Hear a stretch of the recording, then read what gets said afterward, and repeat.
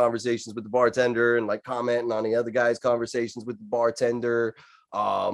And so I was just like, okay, this guy's being annoying. So he's kind of asking for it. So I was like, like, I wasn't going to say anything, but what is that? Like, what do you have there? And he's like, well, if you must know, I'm a ghost hunter.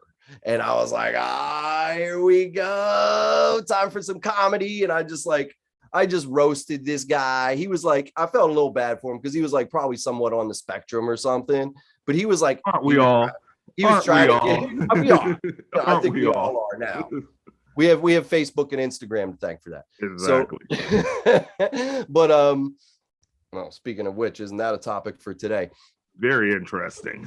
But yeah, so I'm talking to the ghost hunter. He's trying to get me to go to his ghost hunt that night and stuff. And I'm kind of like, I'm egging him on. I'm asking him like sometimes serious questions, sometimes like really obviously stupid questions. Like I asked him one time, like it was like, like when the Ghostbusters, when they cross the streams, is that real? And he's like, no, it's a fucking movie. It's so I was like getting him going. And then like people were like coming in from the hockey game at the Barclays.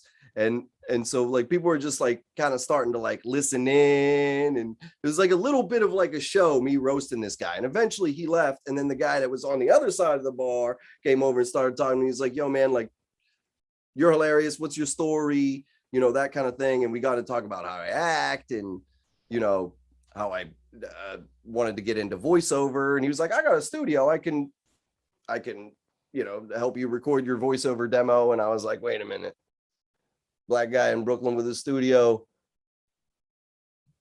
Do you do beats or anything like that? And he was like, yeah, that's really what I do. And I was like, all right, can I come? And then, I went to the studio that night, and basically it was $50 an hour.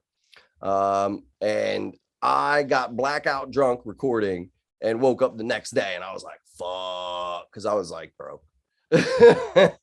So I was like, how much do I owe you? And he was like, well, we recorded all night long, but I can cut it in half for you if you record to this beat right now.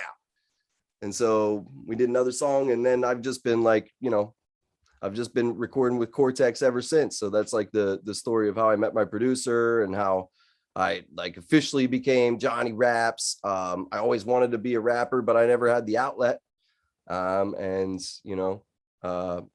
Rob, aka Cortex, kind of made that possible for me. He's invested a lot in me, a lot of time and resources and stuff like that, and he's really what's made it possible. If I didn't have somebody like him believing in me and backing me, I don't know how I would have got started, really.